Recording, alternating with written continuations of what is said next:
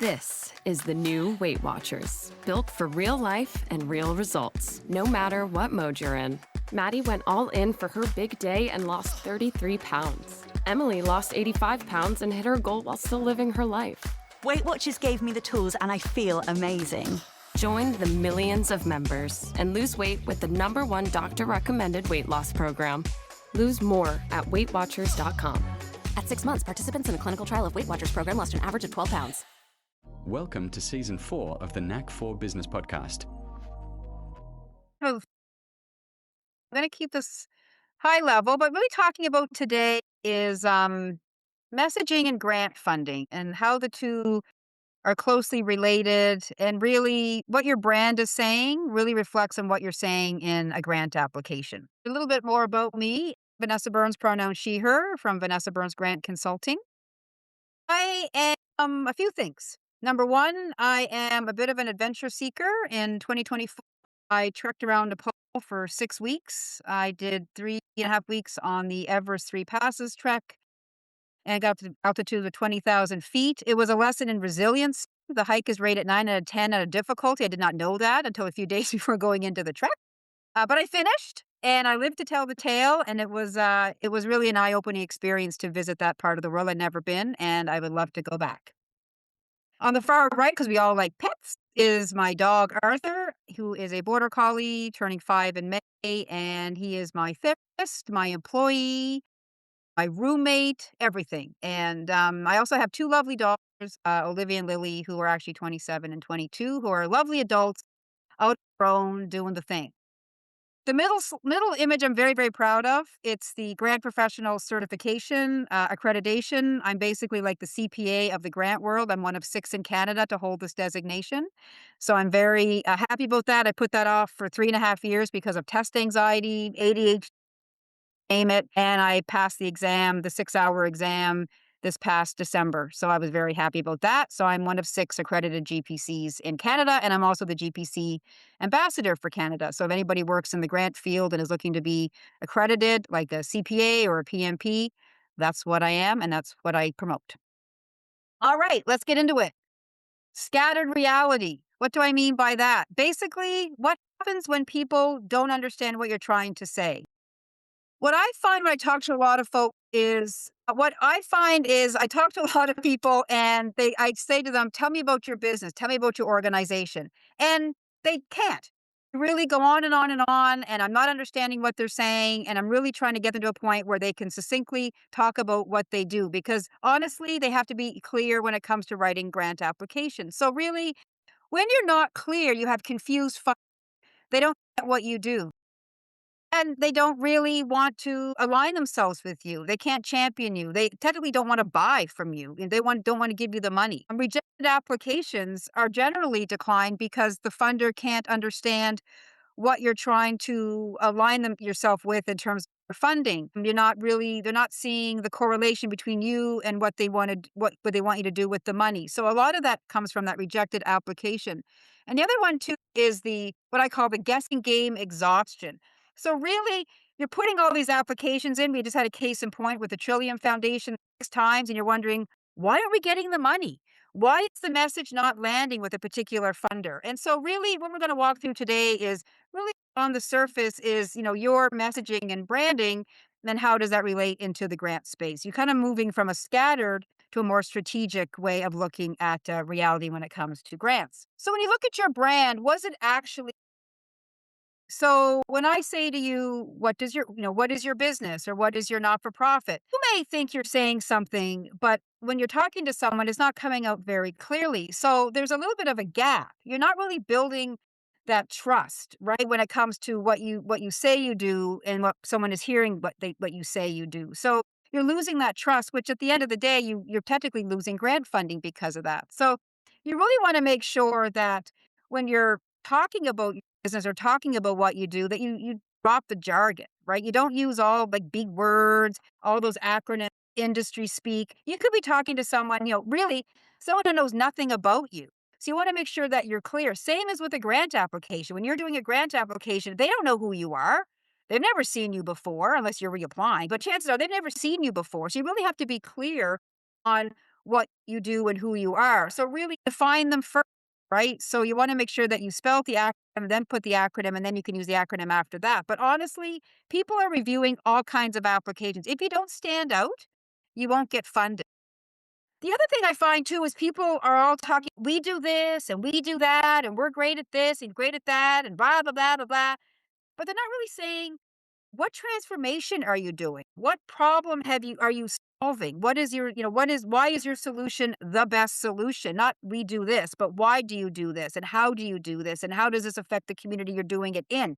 So really, features are always over outcomes. And the same goes with, some grant applications. They want to see the transformation you're doing with your clients, not so much all these features and benefits that you're doing in your business. And then the other thing is, the everything to everyone. And I call this kind of that throw the spaghetti at the wall and hope something sticks syndrome. It's the same in grants. Everybody says, we got to apply for everything that comes our way. We got to, put all these applications in. You don't, right? You don't. You want to really appeal to those funders that you align with. And so trying to be everything to everybody doesn't work in business, and it doesn't work in the grant space either. So you really want to appeal to the audiences that you align with and that you fit with. So we need to stop throwing that spaghetti at the wall because frankly, nothing's going to stick. You want to make sure that you're throwing, you know, low quality against the wall with good sticking power so it will stick. So honestly, don't try and be everything to everybody, and don't try and apply for everything either because nothing will stick at the end of the day. When it comes to saying yes in terms of, funding and grant applications, when it comes to you're looking at two things, the client perspective and a funder's perspective. So when you're talking about a client, the client wants a solution, right? We all have things in our business, we're all providing some kind of a solution. But when you're talking to a client, a potential client, if they don't know what the heck you're selling or what problem you're solving for them or how you can take away their pain and all these things, they're not gonna buy from you. Right? It's the same kind of with a fund. Like a funder wants what they're trying to do. They want to see kind of that impact. They want to see that the solution you are proposing is actually working. And how do they know that it's actually working? Right? I mean, if you're using kind of vague language, we are the best. Yeah, so how do they know you're the best, right? Do you have testimonials? Do you have results that say, the work you're doing is, doing this, this, this in the community or doing this, this? It's like, how do you know what you're doing is the best? So, being vague, using vague sentences, not backing up what you're saying really doesn't get you funded. And honestly, when you look at a grant application, you have probably like maybe sometimes like 250 words, sometimes 500 characters, believe it or not, to say what you do. And if they don't understand what you do in that first part of an application, you're already at a disadvantage. You're already kind of leaning towards the rejection pile. So the key really is to make sure that the messaging that you're putting forward is clear for the very reason that you have maybe 20 seconds, 25 seconds, 40 seconds, whatever, depending on the reading speed, to tell people what you do. If they don't get it in a grant application, you're not going to get the funding. So the key really is to make sure that you're clear. And if you're not 100% sure, then review it with someone. Try your 250 word pitch and try it out with someone and see if they go, I totally get what you're doing. They're kind of going, hey, that's a red flag. You might want to rework that. So honestly, biggest thing you can do is be clear and concise and, practice with like 250 words and see if you can actually get, what you're doing and what problem you're trying to solve in that length of time in a clear and concise manner, because that really will position you for a yes from a funder. If a funder can't see how A, you're aligned with them, or B, what you're trying to do, A, and C, what solution you have, then you're not going to be getting any funding from anybody. So in terms of grants, when I say like the word grant, and I said this in my introduction, most people kind of go, ooh, they get this yucky look on their face. I mean, it takes time, not sure to look. Honestly, it doesn't have to be guessing game, right? And some people feel that grants are kind of that impossible space. We don't know how to get into this space because it looks very complicated, like government speak and all this other stuff. And it's always changing and we're not sure how to get into it or, where do we find these opportunities? But really, I mean, that's why I say don't try and be everything to everybody, right? I mean, if you understand what your business is and you understand where you want to go in terms of grant funding. Now, when you look at grants for businesses, grants are for growth, right? Grants for not-for-profits are for impact. If you're looking at your business, how do you want to grow? Do you want to export? Do you want to hire? I was going to say, do you want to fire? No, but you want to hire? You want to export? Do you want to build something new? Research element? Those are very much like the pillars of business grants, training, that type of stuff. When you look at not-for-profit grants, it's really impact-based, right? What impact are you making in the community? I mean, we heard from someone, today that talked about, feeding kids and hunger and that type of thing. What impact is your program making? The funders want to see impact and align them. So businesses is very much growth, and not-for-profit is very much impact. But honestly, when you sort of know what you're doing and you see the keywords, so if you're looking at, oh, we want to hire someone, we're going to look at hiring grants. We're not going to look at every grant that's coming out. We're going to specifically look for those hiring grants. And that's when you start really honing in on those keywords and being a lot more specific in terms of what you're looking for. I like to say with grants too, like I use like free money. And I mean, yes, you don't have to pay it back, but is it really free? It comes with things attached to it. We heard a couple of things today, but in grants, they're not going to take a percentage of your company, but they are going to ask you to basically spend the money in the way you said you were going to spend it, right? So if you said you're going to do this with the money, then you do this. Because what happens is if you don't spend the money like you say you're going to spend the money, you don't want it, you might have to pay it back. And we don't want that, right? So you really have to look at that free money and say, okay, I can get the money. I don't have to pay it back, but do I have the capacity to deliver what I say I'm going to do? So if I'm going to I want to bring on a student, on a hiring grant, only 50% of their wages are going to be covered. Am I able to cover the other 50%? Right? Is that doable for my business? Or if you're a not-for-profit, I hear all the time, we're going to create a brand new project just to get the grant money. Really? Do you have the capacity to run this whole new project? So you really want to say, like, grants, yeah, free money, but they do have something attached to them.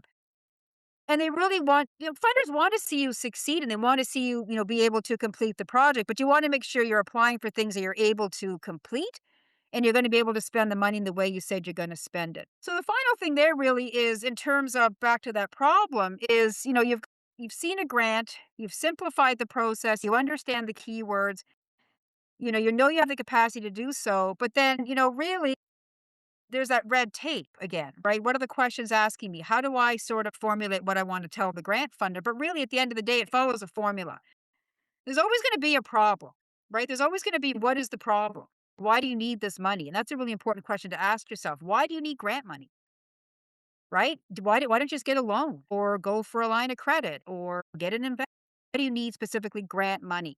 And most people go for grant money because it's kind of seen as maybe the easier way. They're out there, they're available. But you know what? There's always a lot of problems trying to get through understanding what they really want you to do. So what you have to do is really cut through that red tape of grants. And when you get into getting, applying for a grant is again, use that simple language. Don't make it really complicated. You don't have to be all fancy dancy and all this other stuff when you apply for grants. Keep it simple, right? Keep it on the level. Make sure that people understand what you're saying.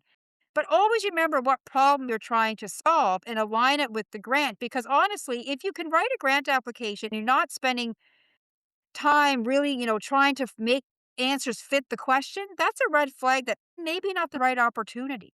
If you can fit the circle into the circle, that's great. If you're trying to fit the circle into the square, not so hot. So with grants, really demystify that guessing game and make it feel like grants, yes, they are possible. We understand the landscape. We understand why we're looking for funding. We understand that, grants come with some strings attached that we have to be able to do programs and deliver what we say. But we also understand that as the applicant, we have the capability to actually, speak in plain language and let the funder understand what we're trying to do. So in that way, they will be more interested in what we're trying to do and give us money. So that's what I call kind of that demystifying the grant guessing game. Yes, grants are out there. They are a little bit complicated, but if you break down the process, it really doesn't become as a panic situation as you may have thought it was in the first place. It doesn't mean you should apply. And I like to say not every grant is a good grant and not all money is good money. Like there's people that I'll never work with, right? There's clients we will never work with. There's funders we never work with either. And honestly, the reason we say that is because you really have to you need to be a little bit selective, right? And so in this case, what I like to look at is the 3-point filter. So industry and demographic fit. Does the grant support your sector, right? Does the grant support your community? Does the grant support your business profile? And in that case, as I say, if all you leave from today is, one big tip, if you see a grant that's advertised, read the beeping guide. Grant has an applicant guide.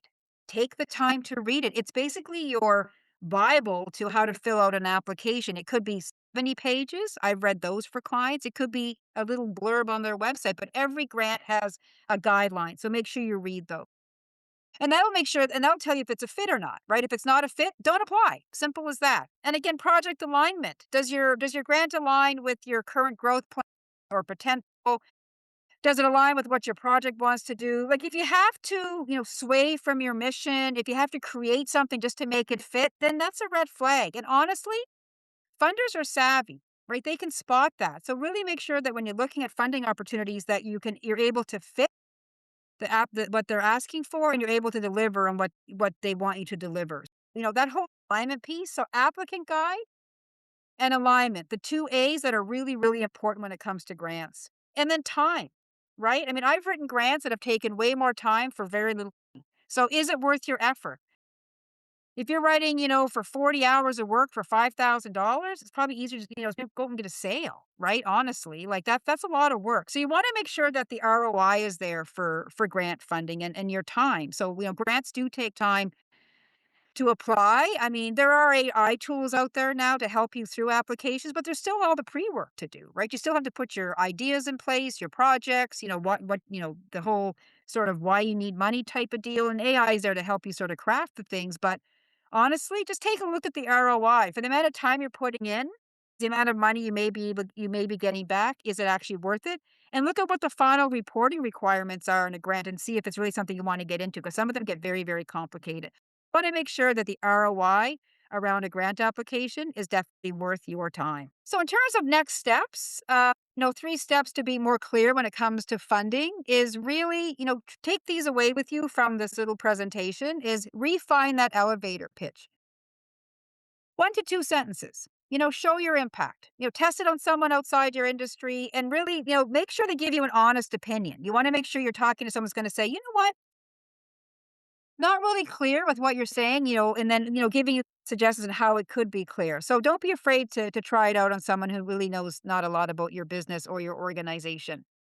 Audit your assets. I mean, funders look at your website, right? They'll look at so they ask you to list these things sometimes. And so you want to make sure that, the messaging is consistent between all platforms. Because if you're saying something on one platform, you got something over here and you got something going on over here, you want consistency. That all comes down to branding, right? You want your brand to be consistent on all platforms. So when someone is looking at an application from you, they go to your website, it's consistent. They go to your social media, it's consistent. So that's really the importance, and the words you're using and the language you're using is consistent as well, and that's where AI, garbage in, garbage out, right? You wanna make sure that what you're getting, if you're using an AI tool, is actually giving you what's reflective of your business or your profit. If it's a whole different look and feel and language and the way that you're talking in words, it doesn't really jive in the rest of how your brand is looking, and funders do look at. And then third is I say like to build a grant calendar. So when you start finding opportunities, start building yourself out some kind of a schedule or a calendar so you can be a little more proactive as opposed to reactive when it comes to grant opportunities. So if you see a grant that or maybe it just closed but looked interesting, start putting it on some kind of a tracker sheet. And then you can kind of start building up your own little library of grant funding. Now, there are lots of tools you can research grants with. There's like Grant Connect, Grant Advance, Grant Station for profit side, and then on the for-profit side, you have Pocketed, which is based out of BC.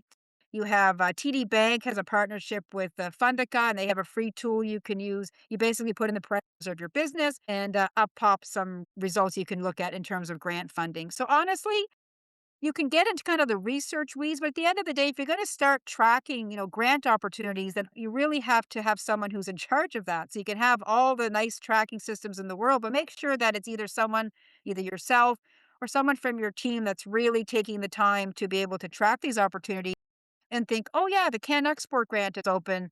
Now it usually closes in May. I better get my application in. Canada Summer Jobs is open usually around the end of the year with the closing date, usually about December. We need to get our application in. So really, you start being a little bit, again, more proactive in terms of grants because when you're kind of in that reactive space, then everything is like, oh my gosh, it's always a panic situation. So really, the reason, I mean, I exist is that, purpose as opposed to panic is you want to be proactive as opposed to reactive when it comes to grants. So to conclude, basically, clarity is your most valuable currency when it comes to grant. If you don't have that clear brand message, you're not going. That's where it's going to fall a little bit short. So to recap on what we talked about was basically you want to make sure that funders are able to understand what you do in basically the first, section of the grant, that 250 characters, whatever it is. I run an exercise in longer workshops where everybody talks for a minute. I stop a timer after a minute and I say, that's 250 words. You've gone over the word limit, right? So you want to really be concise. You want to make sure you find grants that fit, right? You want to make sure that you're applying for things that fit what you're looking to do. You're not looking to fit that circle into the square. You're looking to make sure that things align. And that was one of the words I want you to remember is alignment. Same as applicant guide, right? You find it a grant you want to apply for, read the applicant guide first. Go through everything, go through the eligibility, everything, and make sure you get that down. In terms of action, you want to make sure that you're in a position where someone's going to say yes to you. Grant writing and grants are persuasive writing, no different than selling to a client. It's the same thing. We're persuasive all the time in our businesses. We're persuasive all the time in not-for-profits asking for money. So you want to make sure that you're starting off on the right foot and being able to position yourself to get a yes. And remember that, funding and grants, it's a marathon. Sometimes it takes time. I mean, sometimes it may take you 6 times to get an application and someone to say yes. I always tell people you have to start somewhere, right? Put in an application. It doesn't have to be the best work you've ever done, but, start, seeing, working and playing a little bit in that space. Then, start seeing what happens. And if you get rejected, hell, I get rejected. I've been rejected 4 times in one day. I'm a professional, right? I mean, don't worry about rejection. It happens, but learn from rejection and try and figure out, maybe I'm not aligning myself properly, right? Maybe there's something missing that I'm not sure of. But honestly, it's a marathon, not a sprint. If you think about funding and you want to get into the space, get started, but have the expectation that it may take you a little bit to ramp up. But if you do win a grant, and I have an example of someone who's never applied for a grant before, and they walked away with $600,000 from the federal government. You never know, right? So don't be afraid of the space. Be proactive instead of reactive, and let's change it from, being a panic situation to being a more purposeful situation when it comes to grants. That's my LinkedIn profile where I'm very active, and I also have a Calendly there, and I like to always offer folks a 30-minute conversation with myself if you want to explore things a little bit further or have any questions about the grant space. To reach the podcast hosts, email them at info@creativeinsight.com or by the website creativeinsight.com, spelled KREATIVISIGHT.com. To reach Wayne at his email, wayne@motive8u.ca, that is MOTIVE, the numeral 8 and the letter u.ca, or his website, motive8u.ca. If you would like to be a guest on this podcast and share your knowledge, let us know. We would also appreciate your feedback on the content or format. Check the show notes for more details. For these podcasts, we like to acknowledge the support and thanks to the following people. Carl Richards from Podcast Solutions Made Simple, a renowned podcast expert. Fred Crouch, who is the Property Wizard podcaster, where Bernie is a co-host. Jovan Strika from At Hive, a co-working space that is more than just a space. Then Melanie Weber, Bernie's invaluable business partner, and Wayne Pratt from Motive8U Inc., who serves as both a coach and co-host of these podcasts. Disclaimer. Please note that the Knack for Business podcast episodes are meant solely for educational and general informational purposes. The information and opinions contained within are not intended to be professional advice on any subject matter. The thoughts, views, and opinions expressed by the participants are their own personal beliefs and do not represent the views of the podcast hosts or any affiliated organizations. It is important to note that this podcast is not a replacement for consulting with certified experts in your area who possess knowledge of your unique situation. The hosts of the podcast, along with any participants or affiliated groups, do not take responsibility for any actions taken or not taken based on the information presented in this episode. It is highly recommended that individuals seek guidance from their own personal advisors in fields such as accounting, law, or other pertinent areas prior to undertaking any actions or making decisions that may impact their financial, legal, or other aspects of life.